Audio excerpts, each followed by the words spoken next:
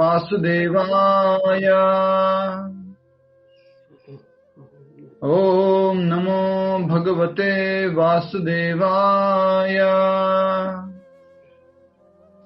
ओम नमो भगवते वासुदेवाय।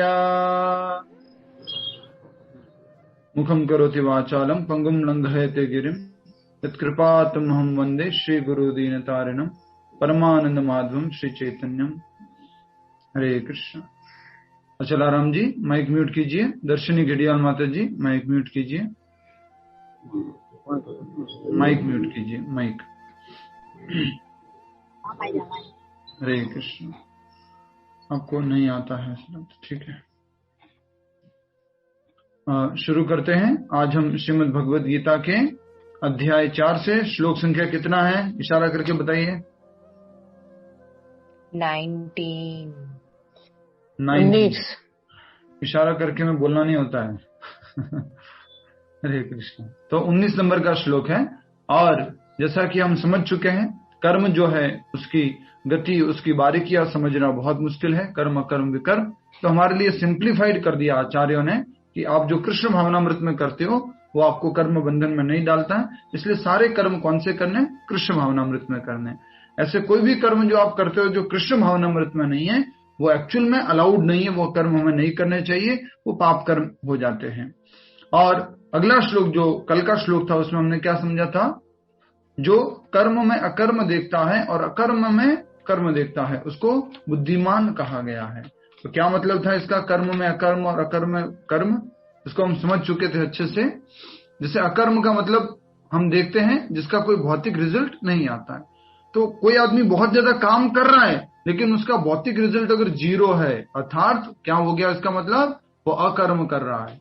अकर्म मतलब कृष्ण भावनामृत में कर्म कर रहा है। बहुत दिख रहा है, काम करता है, ऑफिस जाता है, ये करता है, वो करता है, लेकिन उसका सारा का सारे कार्य भगवान श्री कृष्ण को केंद्र में रखकर होता है, इसलिए वो अकर्म कर रहा है। तो ये हो गया कर्म के अंदर अकर्म देखना। और एक व्यक्ति ऐसा लग रहा है बाहर से कि कुछ ये तो बंधन से मुक्त है, इसको तो भौतिक कार्य बिल्कुल भी नहीं करता है, इन कार्यों में लिप्त नहीं है, बट एक्चुअल में जब उसको शास्त्र चक्षु से देखते हैं तो वो अपने भोग के लिए जब कर्म करता है तो उसको अकर्म के अंदर कर्म देखा जाता है। जो दिख तो रहा है बाहर से कुछ नहीं कर रहा, मेडिटेशन कर रहा है, ध्यान कर रहा है, साधना कर रहा है, लेकिन मन ही मन कुछ न कुछ मानसिक रूप से इंद्रिय तृप्ति के कार्य करता रहता है। श्लोक संख्या 19 बहुत ही अच्छा श्लोक है ये। और इस जो दिव्य ज्ञान हम पढ़ रहे हैं उसकी क्या ताकत है उसको हम समझ पाएंगे। इस भगवत गीता की क्या ताकत है उसको आज हम इस श्लोक के माध्यम से समझ पाएंगे। श्लोक दोहराएंगे और मेरे दोहराने के बाद, मेरे उच्चारण करने के बाद आप में से श्लोक उच्चारण करेंगे रीनल पटेल माता जी, ठीक है। यस्य सर्वे समारंभाः काम संकल्प वर्जिताः ज्ञानाग्निदग्ध कर्माणम तमाहो पंडितम बुधाः। एक बार और। यस्य सर्वे समारंभाः काम संकल्प वर्जिताः ज्ञानाग्निदग्ध कर्माणम तमाहो पंडितम बुधाः। यस, रीनल पटेल जी बोलिए। हरे कृष्णा प्रभु जी। यस। यस्य सर्व समारंभाः काम संकल्प वर्जिताः ज्ञानाग्निदग्ध कर्माणम तमाहो पंडितम बुधाः। हरि बोल, बहुत सुंदर। जैसा पिछला श्लोक था वो क्या बता था? बुद्धिमान व्यक्ति के बारे में बता रहा था। बुद्धिमान व्यक्ति कर्म के अंदर अकर्म और अकर्म के अंदर कर्म देखता है। आज वाला श्लोक भी उसी तरह से, पंडितम बुधाः। पंडितम मतलब बुद्धिमान, इंटेलिजेंट, लर्निड पर्सन, ठीक है। पंडित का मतलब ये नहीं है कि जो बड़ा तिलक लगाते हैं, जो कुछ पूजा वगैरह करवाते हैं। पंडित का अर्थ होता है जो ज्ञान में स्थित है। याद है आपको बचपन में आगे अगर आपने पढ़ा होगा, सब पश्चिती सब पंडिता, जो ऐसे देखता है उसको पंडित कहा जाता है।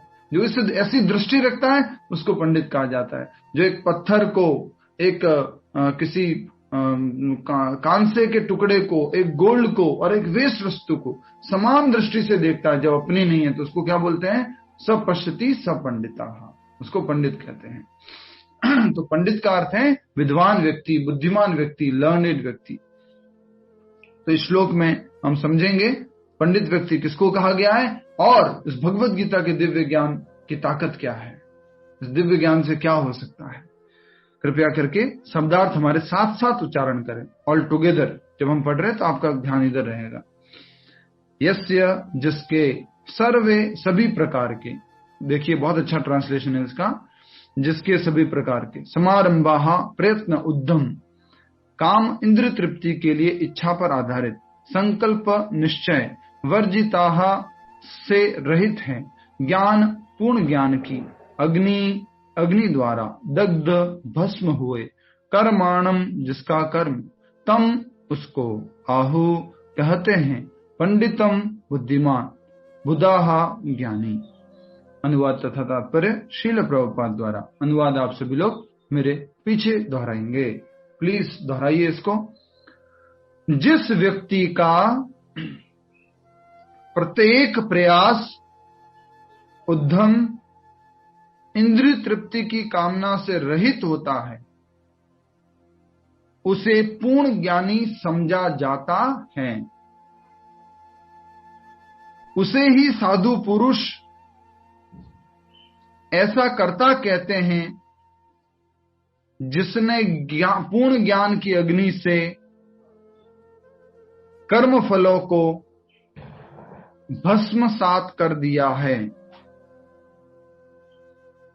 जी, तो बहुत ही सुंदर है श्लोक और उसका अनुवाद भी प्रभुपाद जी द्वारा। शुरुआत करते हैं सरल सरल चीजों से, ठीक है? जल्दी से बताइए, भस्मसात, भस्म का अर्थ क्या होता है?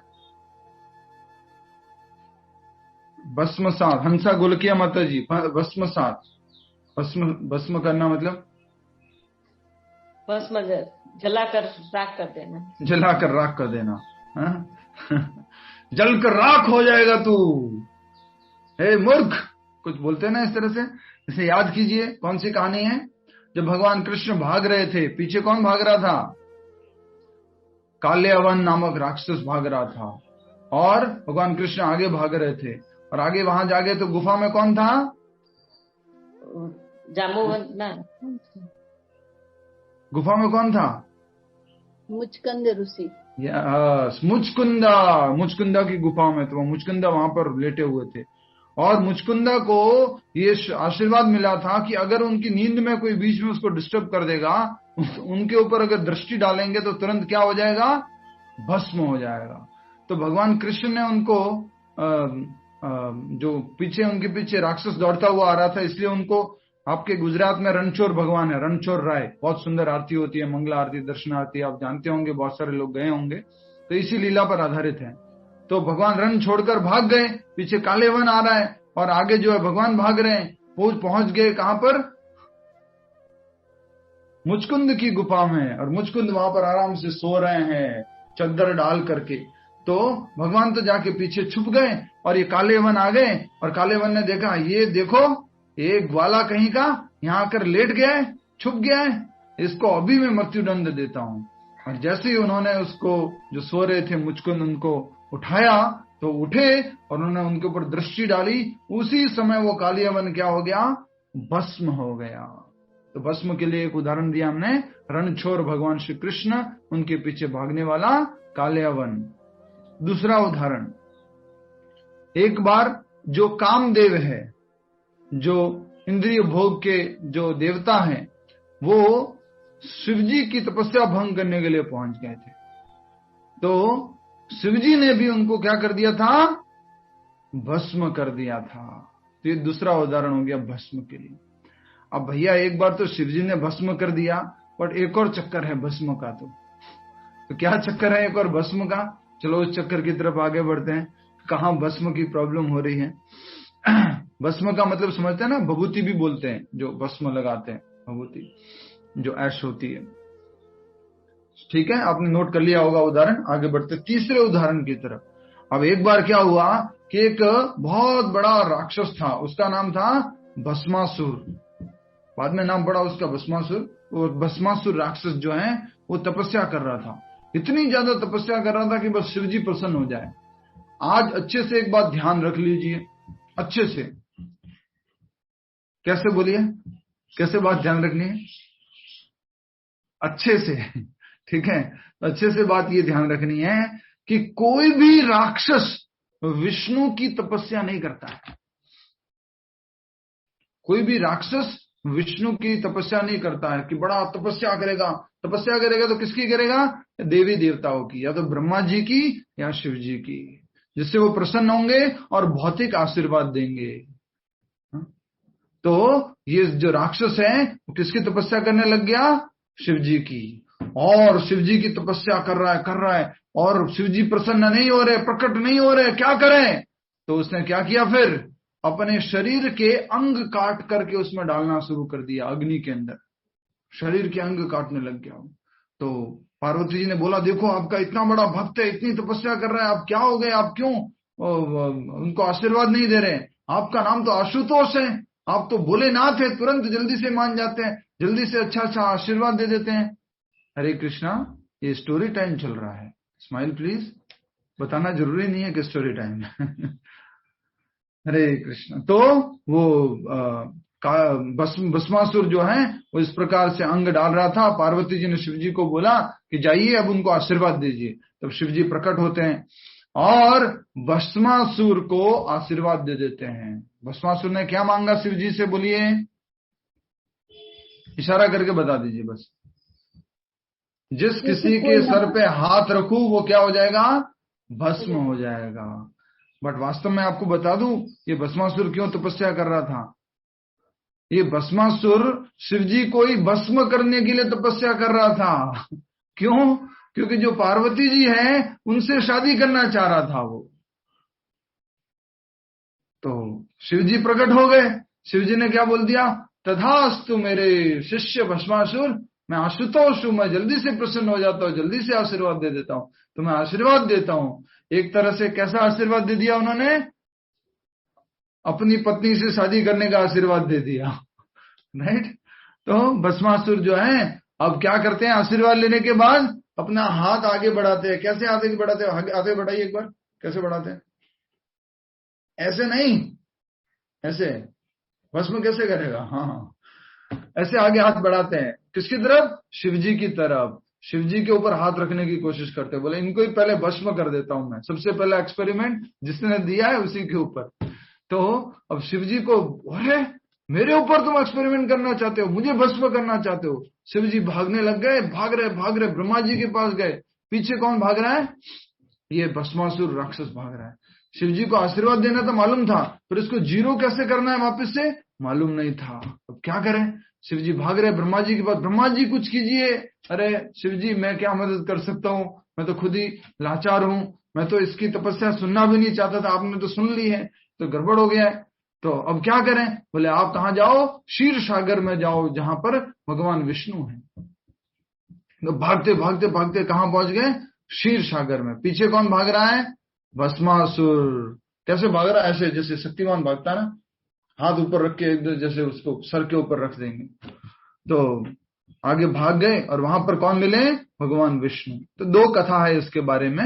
एक कथा ये कहती है कि जैसे ही भगवान विष्णु मिले तो उन्होंने, शिवजी ने सारी अपनी प्रार्थना करी, बचाओ बचाओ भगवान, बचाओ मुझे, बचाओ। बोले क्या हुआ? बोले पीछे भस्मासुर है, वो मुझे भस्म कर देगा।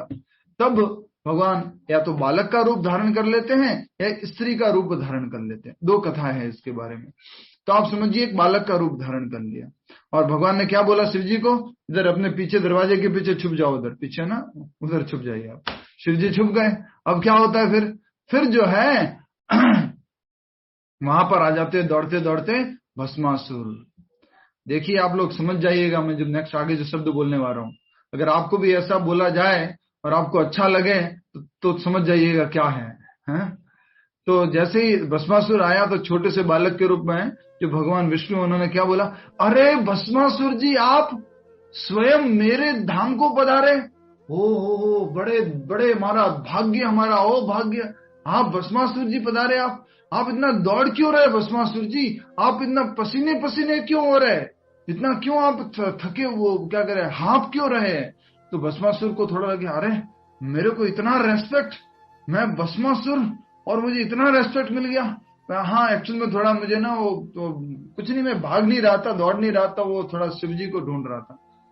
तो हमारे अंदर भी जब हमें भी कभी प्रेज किया जाता है, हमें भी कुछ ऐसे बोला जाता है, कुछ ऐसे, आप पधारे हो और आप स्वयं पधारे, और फिर और कुछ बोला जाता है, मान लीजिए कि अच्छा आप तो थके थके लिख रहे, थोड़ा सा आराम कर लीजिए। हाँ हाँ आप सही कह रहे, थोड़ा सा मैं ऐसा फील कर रहा हूँ, राइट। तो ये राक्षस प्रवृत्ति के लोग हैं, जब उनको इस तरह की बात कही जाती है तो बड़ा प्रसन्न हो जाते हैं और फिर वो मोह में फंस जाते हैं। फिर वो बालक के उस मोह में फंस गए और बालक ने बोला भस्मासुर जी विराजिए, बोले हाँ हाँ मैं बैठ जाता हूँ। अपना लक्ष्य भूल गए, वो कहाँ शिव जी के पीछे भाग रहे थे, वो बैठ गए वहां पर। और उसके बाद थोड़ा पानी पीजिए और कुछ सेवा करें आपके भस्मासुर जी, बहुत दिनों बाद आए हैं आप, क्या आपकी खातिरदारी करें। तो थोड़ी देर बाद क्यों भाग क्यों रहे थे, थोड़ा बताइए। अरे वो शिव जी है ना, उन्होंने मुझे आशीर्वाद दिया था कि किसी के सर पे हाथ रखोगे तो व्यक्ति भस्म हो जाएगा। मैंने सोचा उनके ऊपर ही एक्सपेरिमेंट कर देता हूं, उनको ही भस्म कर देता हूं। तब बालक क्या कहते हैं मालूम है, अरे भस्मासुर जी आप भी न किन की बातों में पड़ गए। वो भूतनाथ, वो भोलेनाथ जो गले में सांप डाल के रखता है, वो उसने तो मुझे भी आशीर्वाद दिया था एक बार, मेरे को भी बोला था कि किसी के सर पे हाथ रखोगे तो भस्म हो जाएगा। अरे उसकी बातों में आ गए, वो नहाता ही नहीं है, शमशान में रहता है, बबूत लगा कर रहता है, खुद भस्म का लेप किया हुआ रहता है, उसको ऑलरेडी भस्म है, उसको क्या भस्म करोगे, वो क्या आशीर्वाद देगा आपको। ऐसे करके उन्होंने बालक ने मोह रूप में उनको फंसा दिया। बोले सही बात है, हाँ सही बात है। तो ऐसा करते करते चलो एक बात बताता हूँ, मुझे तो आशीर्वाद दिया था, ये देखो मैंने सर के ऊपर हाथ रख दिया, मैं भस्म नहीं हुआ, आपके सर पे हाथ रखता हूँ भस्म नहीं हुआ। और आप भी हाथ मत रखो, हाथ रखोगे तो शायद भस्म हो जाओगे, हाथ मत रखो, और थोड़ा हाथ पास में लेके जाओ, हाथ पास में लेके जाओ, थोड़ा गर्मी तो फील होगा ना भस्म होने से पहले, थोड़ा तो कुछ हीट होगी। बोले हाँ ठीक कह रहे हैं आप, बिल्कुल सही कह रहे हैं, ठीक है ठीक है। वो हाथ अपना हाथ पे लेके जाते, बोले कुछ फील हुआ गर्मी वगैरह, बोले नहीं कुछ नहीं है। बोले ये तो शिवजी है, झूठ बोलते रहते एक नंबर का, इनकी बातों में मत पड़ो, तुम पूरा हाथ भी रख लोगे तो भस्म नहीं होंगे। तब क्या होता है, बोले हाथ रख लेता हूँ, ठीक है, झूठ बोलते हैं क्या, अच्छा ठीक है। वो पूरा हाथ रखते हैं और वहीं पर भस्मासुर जी भस्म हो जाते हैं। फिर भगवान भोलेनाथ को, शंकर जी को विष्णु जी इशारा करते हैं, आइए दरवाजे के पीछे से आइए, भस्मासुर जी भस्म हो चुके, आप आइए वापस। बोले ऐसा आशीर्वाद देते हो खुद फंस जाते हो, नेक्स्ट टाइम से ऐसा आशीर्वाद मत देना। तो ये भस्म की कहानी है। भस्म इस प्रकार से, भस्म मतलब पूरी तरह से खत्म हो जाना, एग्जिस्टेंस, बॉडी खत्म, पूरा एकदम जीरो। जैसे आजकल आई थिंक फर्स्ट जो है ऑटोमेटिक शमशान घाट जामनगर में आया था, गुजरात में, आई थिंक गुजरात में जामनगर में आया था, आज से 10 साल पहले, 15 साल पहले। उसमें पहले तो थोड़ा दुख भी होता था, आदमी को शमशान घाट में लेके जाते थे तो उसको दुख भी होता था, वो जलता रहता था, वो रोता रहता था। आजकल मशीन में डाला, वो उसका वो घुमाया, उसका नॉब घुमाया और बोले टेम्परेचर सेट किया, बोले आप है ना आधे घंटे बाद राख लेके जाइए, पूरा एकदम भस्म राख, राइट। तो भस्म साथ, तो ये भस्म की बात इसलिए कही गई है कि हम अपने कर्मों के फलों को भी क्या कर सकते हैं, भस्म कर सकते हैं, एकदम जीरो कर सकते हैं। प्रभु पहले के जो पाप किए, प्रभुपाद जी पहले जो हमने गलत काम किए थे, उनको कैसे, उनसे कैसे मुक्त हो सकते हैं। तो यहां बताया जा रहा है, ज्ञानाग्नि दग्ध कर्माणि तमाहो पंडितांबुदाः। ज्ञानाग्नि, कौन सी अग्नि से, पाप कौन, ज्ञान की अग्नि से। यस, पाप क्यों करते हैं वंदना बारोट माता जी, पाप क्यों करते हैं, याद कीजिए, मैंने लिखवाया था, ये सब काम आएगा आपको समझने में। पाप करते हैं, बोलिए बोलिए बोलिए। अज्ञानवश प्रभु जी। यस, अज्ञानवश हम पाप करते हैं। तो जब ज्ञान आ जाएगा, दिव्य ज्ञान में स्थित होंगे, तो हम पाप नहीं करेंगे, पहली बात। दूसरी बात जो है, हम कृष्ण भावनामृत में कार्य करेंगे। आप जो कभी कभी मन में डाउट आता था, क्या दिन का एवरीडे का काम, हर एक काम कृष्ण भावना भावित हो सकता है क्या, ये गीता में लिखा है क्या कहीं पर, तो आप आज का श्लोक जो है वो नोट कर लीजिए। उसमें लिखा हुआ है कि अपना हर एक कार्य कृष्ण भावनामृत में करना चाहिए। उसको पंडिता बुधाह कहा, उसको बुद्धिमान व्यक्ति कहा गया। तो क्या लिखी है पहली लाइन, सबसे पहली लाइन अनुवाद की पढ़िए प्रतिभा शर्मा जी, अनुवाद की पहली लाइन। ठीक है, कौन पढ़ेगा नेक्स्ट? इंग्लिश में है प्रभु। इंग्लिश में पढ़िए, पहली लाइन पढ़िए। One is understood to be in only a person in full knowledge can understand the activities of a person in Krishna consciousness. नहीं, एक लाइन फर्स्ट, एक लाइन रह गई है आपकी। ठीक है, आप हिंदी में पढ़ेंगे तो सरल हो जाएगा सबके लिए। वंदना बारोट माता जी पढ़िए। हाँ, मेरे पास भी इंग्लिश ही है प्रभु जी। अभी तक हिंदी क्यों नहीं है? मैं पढ़ूं? अभी तक हिंदी क्यों नहीं है आपके पास? बोलो। नहीं, इंग्लिश में जमता है प्रभु जी। माता जी आपने बोला था मैं हिंदी ले आऊंगी। हाँ ले आऊंगी, पर मैं नहीं जा सकती हूँ प्रभु जी। अभी मैंने जाके बोला था आप लेके नहीं जा आऊंगी। सकते, मुझे बोले मैं कोरियर करूंगा। माता जी प्रभु जी मैं पढ़ूं?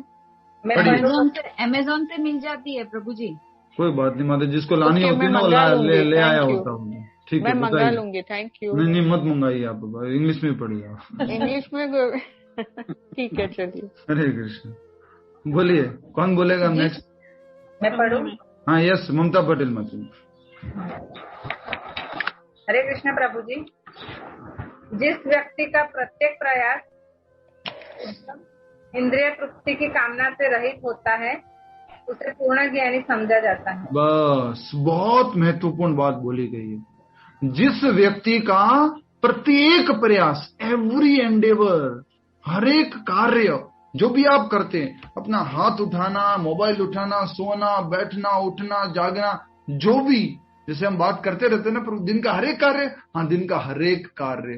तो यहाँ कहा जा रहा है जिस व्यक्ति का प्रत्येक प्रयास, हर एक एंडेवर इंद्रिय तृप्ति की कामना से रहित होता है, काम संकल्प वर्जिता,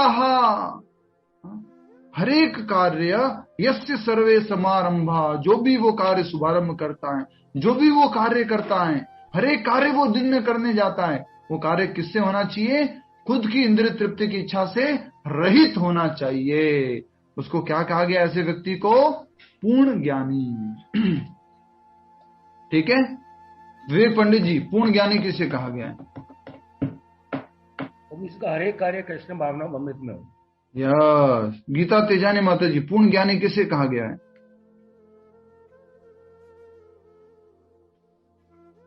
हरे कृष्ण प्रभु जी। जिस व्यक्ति का प्रत्येक प्रयास इंद्रिय तृप्ति की कामना से रहित होता है उसे पूर्ण ज्ञानी किया है। बिल्कुल सही। इंद्रिय तृप्ति की इच्छा से रहित होकर जब हम कार्य करते हैं तो उसको क्या कहा जाता है? उस व्यक्ति को पूर्ण ज्ञान में स्थित, कृष्ण भावनामृत में। तो अब अपनी सरल से दो शब्द है ना, उसमें बोलिए आप।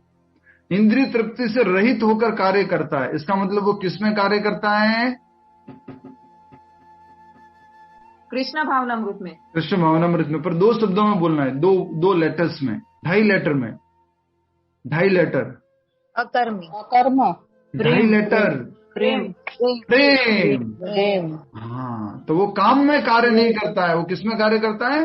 प्रेम में कार्य करता है। ठीक है, नेक्स्ट। उसे ही साधु पुरुष ऐसा करता कहते हैं। कैसा करता? जिसने पूर्ण ज्ञान की अग्नि से कर्म फलों को भस्मसात कर दिया है।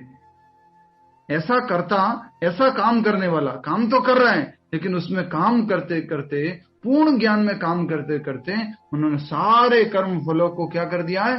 भस्म स्वाहा। तो ये पॉसिबल है जब हम ज्ञान में स्थित होंगे। तो ज्ञान का इतना बड़ा महत्व है, इसलिए पूरा एक अध्याय दिया गया है, 4, इस ज्ञान के नाम पर, दिव्य ज्ञान। ठीक है, आइए अब तात्पर्य पढ़ लेते। छोटा सा तात्पर्य है, आपके कोई प्रश्न वगैरह होंगे तो वो भी डिस्कस करेंगे। हरे कृष्ण। तात्पर्य श्रील प्रभुपाद द्वारा, हमारे साथ साथ पढ़िए एक साथ। छोटा सा ये 5-6 लाइन का तात्पर्य है। केवल पूर्ण ज्ञानी ही कृष्ण भावना भावित व्यक्ति के कार्यकलापों को समझ सकता है। ये कृष्ण भावनामृत में जो कार्य करता है उस कार्य को कौन समझ सकता है? एक ज्ञानी व्यक्ति समझ सकता है। अज्ञानी व्यक्ति क्या बोलेगा? ठीक है, स्तुति माता जी बोलिए, मैं बोलता हूं आपको, ठीक है, माइक अनम्यूट कीजिए। हाँ जी। अज्ञानी व्यक्ति क्या बोलेगा? जब वो एक कृष्ण भावना भावित व्यक्ति को देखता है कि वो सुबह जल्दी उठता है 4 बजे, ठीक है, 4 बजे उठ के नहा धोते फिर अपना जो भगवान की आरती मंगला आरती करता है, उसके बाद में वो तुलसी पूजा नरसिम्हा आरती करता है, उसके बाद में वो नाम जप करता है, उसके बाद में भगवान का श्रृंगार करता है, उसके बाद में आरती करने के बाद भोग लगाता है, और उसके बाद में फिर वो भागवतम कथा सुनता है, और फिर वो प्रसाद वगैरह पा करके ऑफिस जाता है। बाहर का कुछ खाता नहीं है, चाय नहीं पीता, कॉफी नहीं पीता, पार्टीज में नहीं जाता, और ऑफिस में बहुत काम करता है, मेहनत करता है। उसके बाद आकर के घर पे कुछ घर का सामान खरीद के लेके आता है मार्केट से, और घर पे आकर के नहा धो करके फिर भगवान की आरती करता है, उसके बाद प्रसाद पाता है, फिर सारे परिवार के लोग साथ में बैठ करके गीता पढ़ते हैं।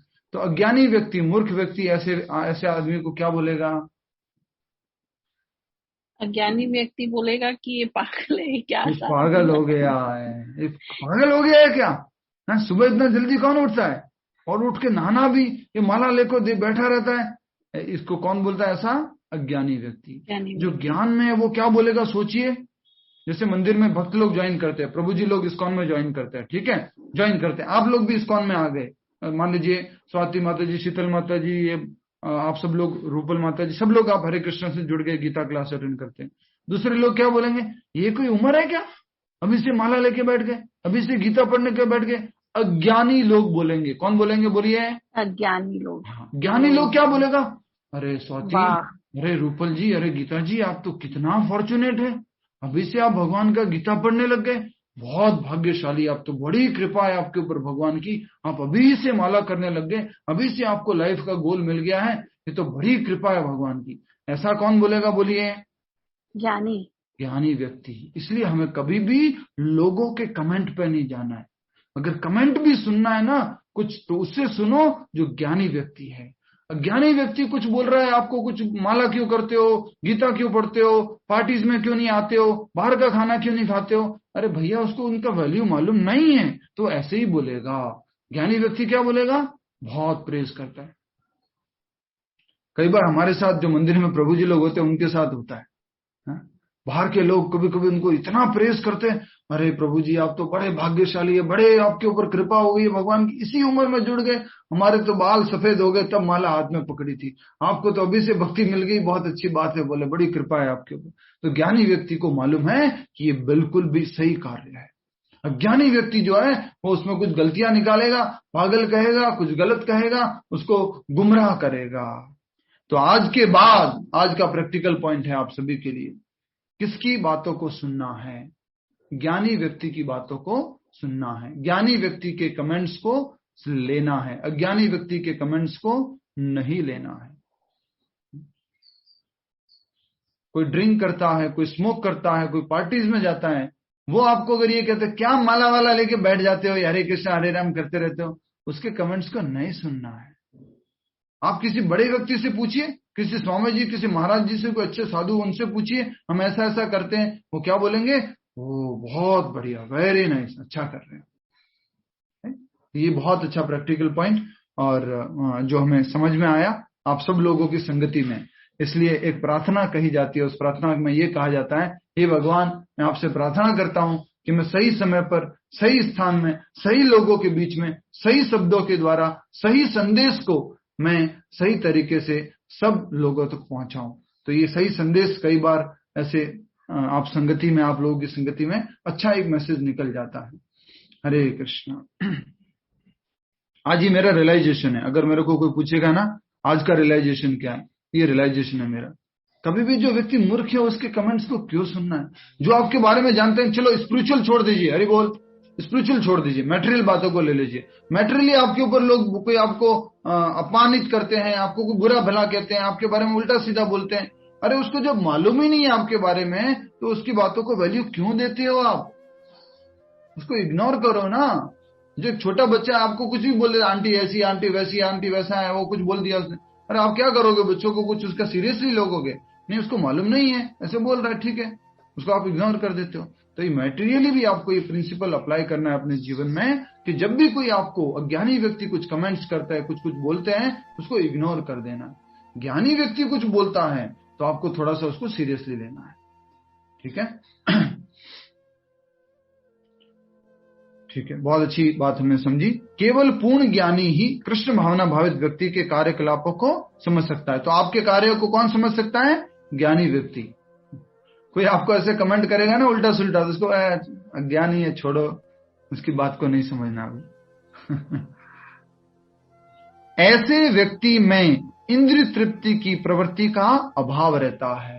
खुद के सेंस ग्रेटिफिकेशन की प्रवृत्ति जो है उसमें कम रहती है। वो क्या चाहता है? भगवान की इंद्रिय तृप्ति, कृष्ण को प्रेम करना चाहता है, भगवान को प्रसन्न करना चाहता है। क्यों? इसका उत्तर देंगे शीतल माता जी।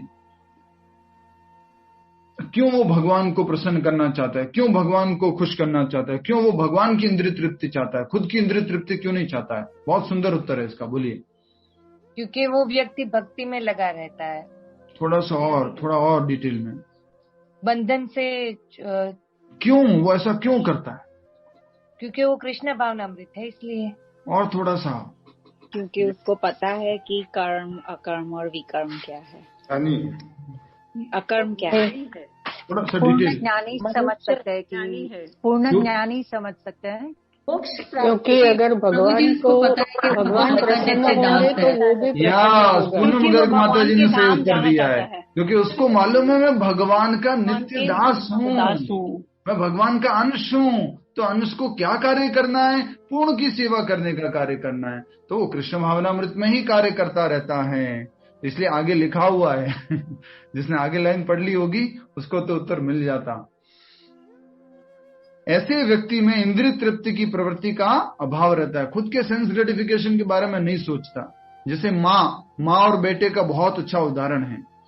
जब भी जो माँ होती है अपने बच्चों का, जैसे छोटे बच्चे जब होते हैं, बहुत छोटा भी नया बच्चा जन्म लिया है, तो माँ नहीं केयर करती उसकी नींद पूरी हुई है कि नहीं हुई है, जो जिस बिस्तर में सो रही है वो बच्चे ने गंदा कर दिया है क्या, और भी कुछ बदबू आ रही है क्या बच्चे के शरीर में से, और भी इस तरह से माँ फिर केयर नहीं करती, उस समय बच्चे को प्रेम करती है। उसी प्रकार से खुद की इंद्रिय तृप्ति का क्या रहता है? अभाव रहता है। किसी ने भजन सुना होगा तो बचपन में, खुद गीले में सो करके सूखे में सुलाया, ऐसा बोलते हैं ना। तो मतलब खुद की इंद्रिय तृप्ति नहीं किया और बच्चे को खुश रखा। उसी प्रकार से उसमें इंद्रिय तृप्ति का अभाव रहता है। इससे यह समझा जाता है कि भगवान के नित्य दास के रूप में उसे अपने स्वाभाविक स्वरूप का पूर्ण ज्ञान है। उसको मालूम है भगवान का नित्य दास हूं मैं, जिसके द्वारा उसने अपने कर्म फलों को भस्म कर दिया है। जिस दिन व्यक्ति कृष्ण भावनामृत में कार्य करना शुरू कर देता है, उसके कर्म क्या होने लग जाते हैं? बोलिए, जलने लग जाते हैं, खत्म होने लग जाते हैं, बर्न होने लग जाते हैं। भस्म सात कुरुते अर्जुना। नेक्स्ट, जिसने ऐसा पूर्ण ज्ञान प्राप्त कर लिया है वह सचमुच विद्वान है। कौन विद्वान है? जो कृष्ण भावनामृत में कार्य करता है, जो भगवान की प्रसन्नता के लिए कार्य करता है। भगवान की नित्य दासता, इसको लास्ट लाइन है, अच्छे से समझिए, बहुत अच्छी लाइन है। भगवान की नित्य दासता के इस ज्ञान के विकास की तुलना अग्नि से की गई है। मैं भगवान का नित्य दास हूं, इस ज्ञान में क्या होना चाहिए? विकास। अभी तो अपने इतना सा मालूम है, अभी हमने रियलाइज कर दिया क्या? बोलिए, अभी हमने रियलाइज कर दिया है, अनुभव कर लिया कि मैं भगवान का नित्य दास हूं, मैं भगवान का अंश हूं। अनुभव हो चुका है क्या? नहीं प्रभु जी, अभी तो मात्र क्या हुआ है? ज्ञान। अभी तो मात्र ज्ञान है। एक समय आएगा जब इसको आप क्या कर जाओगे? रियलाइज कर जाओगे। तो जब रियलाइजेशन आ जाएगा, तो रियलाइजेशन को बोला गया है विकास। इस ज्ञान में विकास, मैं भगवान का नित्य दास हूं। अभी तो नॉलेज है, उस नॉलेज जब ज्ञान जब विज्ञान में बदल जाएगा, विज्ञान की और विकास करेगा ये ज्ञान, तो क्या कहा गया है? उसकी तुलना अग्नि से की गई है। जैसे जैसे आपका ज्ञान विज्ञान में बदलता जाएगा, वैसे वैसे ही अग्नि जैसे किसी लकड़ी को जला करके राख कर देती है, वैसे ही हमारे सारे कर्म जो है राख हो जाएंगे। ऐसी अग्नि एक बार प्रज्वलित हो जाने पर कर्म के सारे फलों को भस्म कर सकती है। एक बार अगर ये ज्ञानाग्नि जो जग जल जाती है हमारे जीवन में, उसका जब हम अभ्यास करने लग जाते हैं। कौन सी ज्ञानाग्नि आशिता खैनी जी, जाने नहीं देंगे आपको। भाग रहे थे अभी, बोलिए।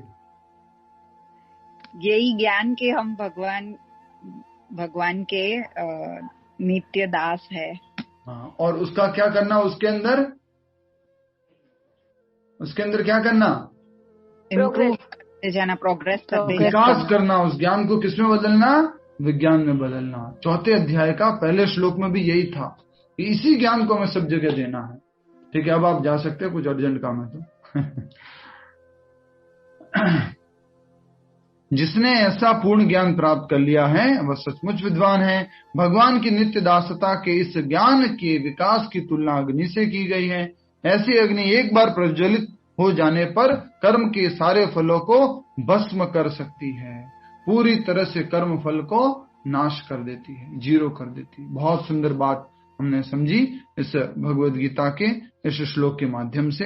बहुत इंपॉर्टेंट श्लोक था ये, कि अगर हम भगवद गीता का ये दिव्य ज्ञान, क्योंकि सारे पाप कर्म हम किसमें करते हैं, अज्ञानवश करते हैं, मोड ऑफ इग्नोरेंस में करते हैं। जब हम सत्व में आ जाएंगे, सात्विक गुण में आ जाएंगे, ज्ञान में स्थित हो जाएंगे, तो हम पाप कर्म नहीं करेंगे और अपना हर एक कार्य, क्या बोला आज का, बोलिए, लाइन याद हो जानी चाहिए, पहली लाइन, यस्य सर्वे समारंभा।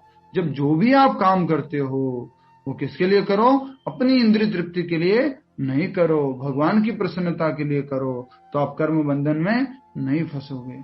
अच्छा, एक बात बताइए, हम कर्म बंधन में फंसते क्यों हैं? सिंपल सा, ज्ञानता से नहीं, क्योंकि कोई वो तो सही बताया। हाँ, और तीनों गुणों के अंडर में है। बहुत अच्छा। एक और सिंपल सा उत्तर देना है, कर्म का बंधन लगता क्यों है? कुछ कर्म करते हो तो उसका बंधन क्यों आता है? हर एक्शन का कोई रिएक्शन। यस, बहुत सुंदर। इसी का every action has a reaction. हर एक एक्शन का कुछ न कुछ रिएक्शन होता ही होता है। इसलिए हमने कोई भी कर्म किया, भाई पुण्य किया है या पाप किया है, तो दोनों का रिएक्शन आना ही आना है। पर अगर हम अकर्म करेंगे, कृष्ण कर्म करेंगे, कृष्ण भावनामृत में कर्म करेंगे, उसका कोई रिएक्शन नहीं है। इसलिए हम सबको क्या कहा जाएगा, बुद्धिमान। ठीक है, हरे कृष्ण। अगला श्लोक करें। इसके लिए मेहनत बहुत लगेगी अभी। हाँ, अभी तो हमारे को ओनली ज्ञान है। अभी ज्ञान के लिए बोल सकते हैं, कोई बोलेगा ना, माला क्यों करते हो, हम ये शरीर नहीं है, हम आत्मा है, हम ये है वो है, पूरा एकदम से फिलोसफी तो बोल देंगे, लेकिन प्रैक्टिकली बहुत मुश्किल होता है पालन करना, अपने आप को आत्मा रूप में स्वीकार करना। एक एक जने को बताते रहो, फिर उनको मतलब जब भी कोई शादी पार्टी कुछ आती है तो ऑटोमेटिकली याद आ जाता है कि मैं आत्मा नहीं हूँ, मैं शरीर हूँ। अच्छे से श्रृंगार, डेकोरेशन, बाल, ये वो पूरा तैयार होके सब भगवत गीता का ज्ञान क्या हो जाता है उस टाइम में, शून्य। I am this body, yes I am this body, right now I am the body only, let me decorate it nicely. Hare Krishna. तो ये जो है ज्ञान जब विज्ञान में बदलेगा तो इन सब भावनाओं से, इन सब स्थितियों से हम ऊपर उठेंगे। अगला श्लोक प्रारंभ करें कि आप प्रश्न उत्तर ज्यादा पूछना चाहेंगे आज, जैसा आप कहेंगे। 10 मिनट है अपने पास अभी। कृष्ण प्रभु जी। हरे कृष्ण। कर्म और अकर्म मुझे समझना है और ज्यादा अच्छी तरह से। ठीक है, तो उसको समझेंगे। पहले ये बताइए, हम प्रश्न उत्तर रखेंगे कि अभी आज एक और श्लोक कर ले? पहले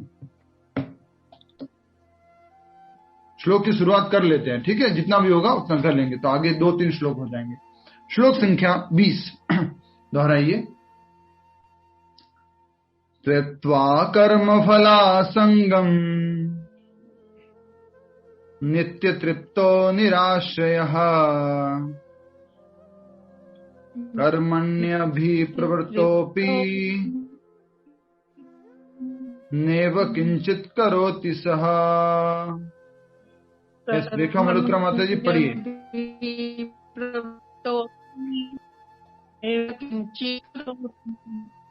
बहुत कर्म फला जी, नेटवर्क प्रॉब्लम में कुछ, कोई बात नहीं।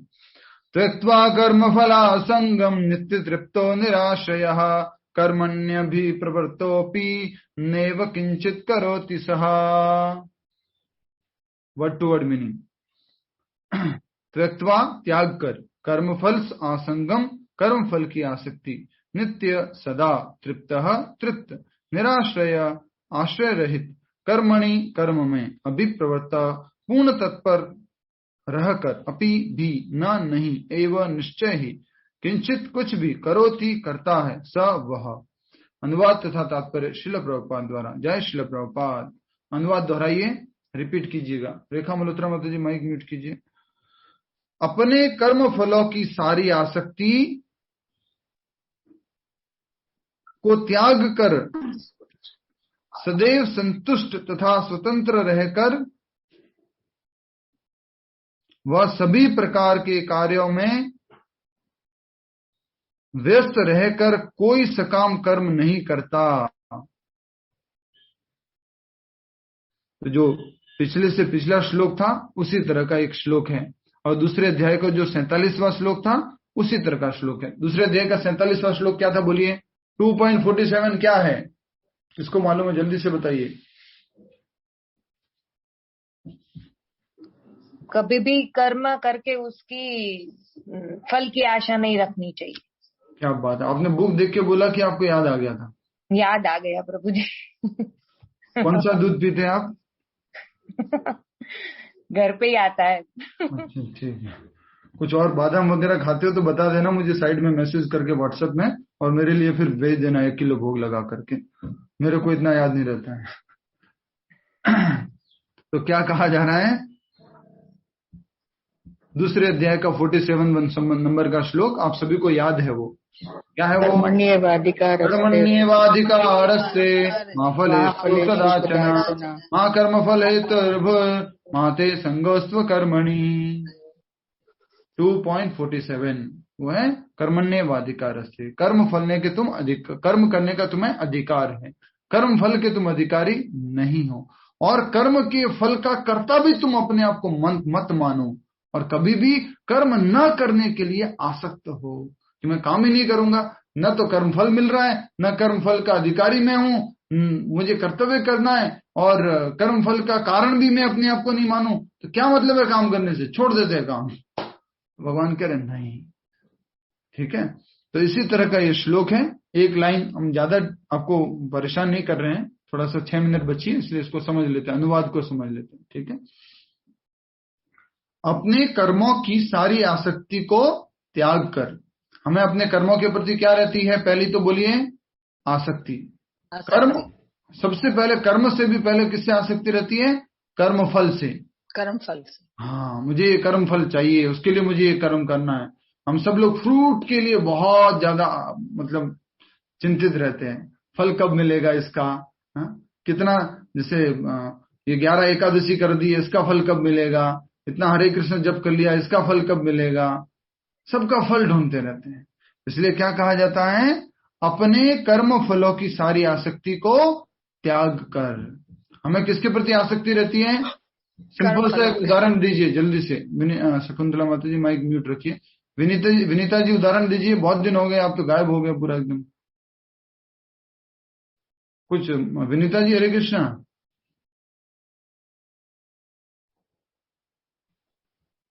हरे कृष्णा। किन्नरी माता जी, हरे कृष्णा। हरे कृष्णा प्रभु जी। हाँ, तो मुझे जल्दी से बताइए, आप एक उदाहरण दीजिए कि आपको अपने कर्म के फलों को भोगने की इच्छा रहती है, कर्म के फल के प्रति आसक्ति रहती है। उदाहरण दीजिए आप, किन्नरी माता जी, माइक अनम्यूट करके एक उदाहरण। यस, माइक अनम्यूट करके बोलिए। प्रभु जी, ऐसा तो काफी कर्म करते हैं कि जिसके एक उदाहरण बोल रहा हूं मैं तो। गीता तेजानी माता जी, एक उदाहरण।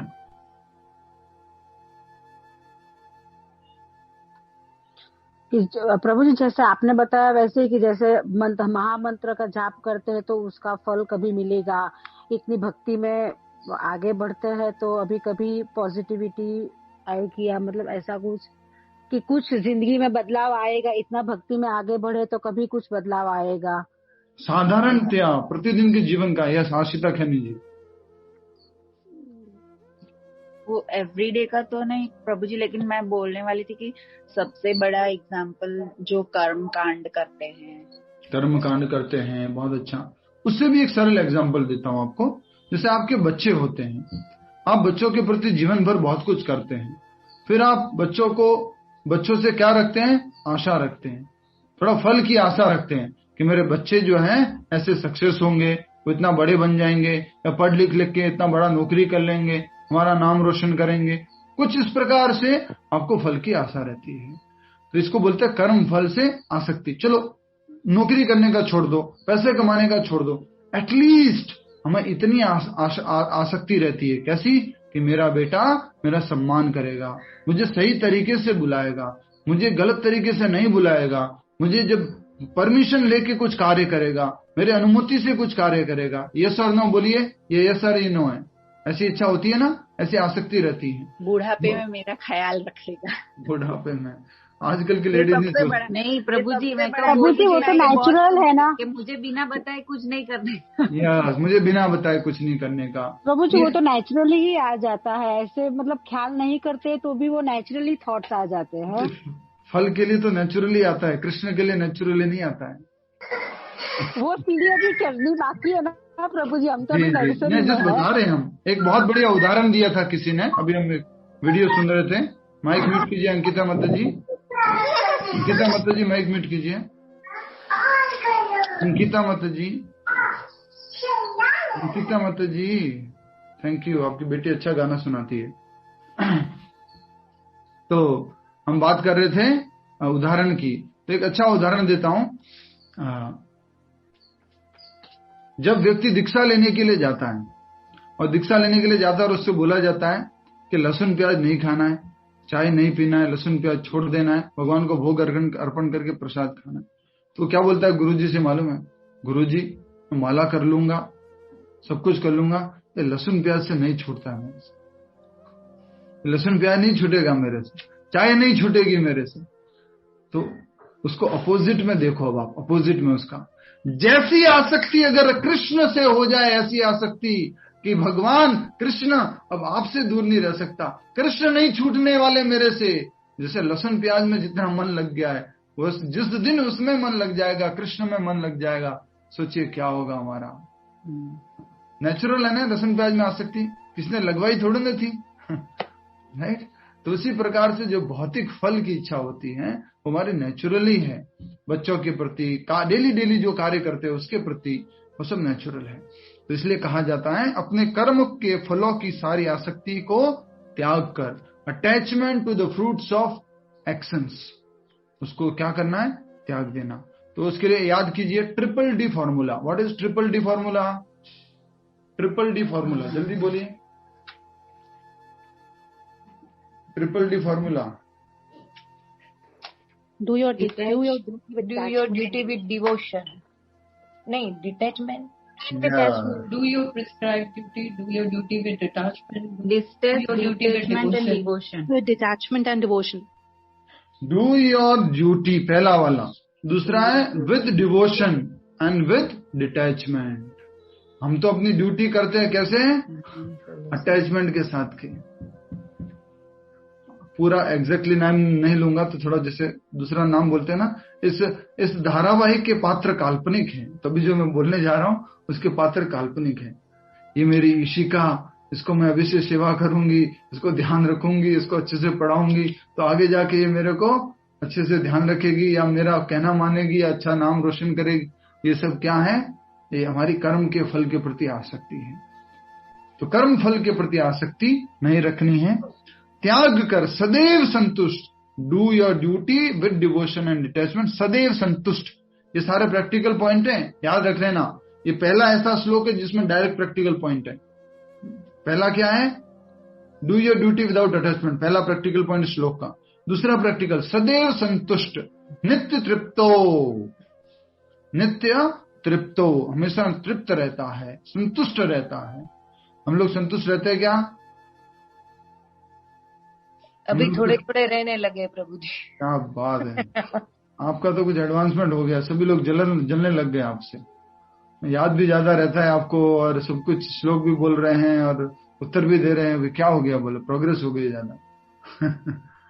तो संतुष्ट रहना सीखना, मिला तो ठीक है, नहीं मिला तो ठीक है, जितना मिला उससे संतुष्ट रहने की कोशिश करना। दूसरा हो गया। तीसरा, तथा स्वतंत्र, स्वतंत्र के लिए लिखा गया है निराश्रय, मतलब आश्रित नहीं रहना है भौतिक चीजों पे, भौतिक व्यक्तियों पर आश्रित नहीं रहना है। किसके ऊपर आश्रित रहना है?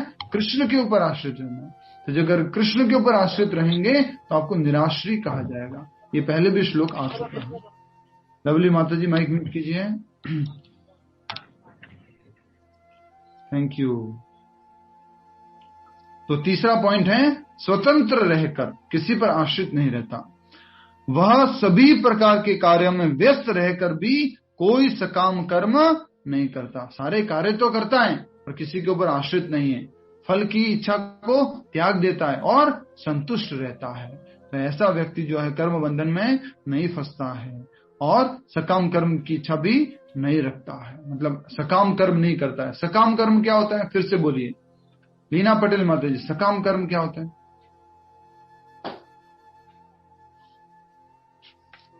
जिसकी कोई इच्छा नहीं रखते हम।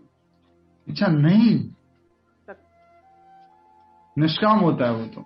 सकाम क्या होता है? सकाम कोई, हाँ कोई भौतिक इच्छा रख के किया गया कार्य को क्या बोलेंगे? सकाम कर्म। डिवोटी क्या कोई इच्छा रख के काम नहीं करता क्या? बोलिए, डिवोटी इच्छा रख के काम नहीं करता क्या? वो भगवान के लिए इच्छा रखेगा। बहुत सुंदर माता जी, great, very nice, very good. वो भी इच्छा करता है, वो भी मेहनत करता है, वो भी मार्केट जाता है, वो भी ऑफिस जाता है। मुझे भी करोल बाग जाना है भाग करके एक मीटिंग अटेंड करने के लिए, फिर वहां से जल्दी से आना है, फिर 7:30 मुझे कीर्तन करना है। तो हम भी इच्छा करते हैं, हम भी काम करते हैं, डिवोटीज भी काम करते हैं, लेकिन वो किसके लिए? कृष्ण भगवान की संतुष्टि के लिए। ठीक है, तो आज हमने अनुवाद किया, कल तात्पर्य से आगे करेंगे। यहीं पर समाप्त करते हैं। नाम जप करते हैं, अपनी अपनी माला ले लीजिए, शुरू करते हैं।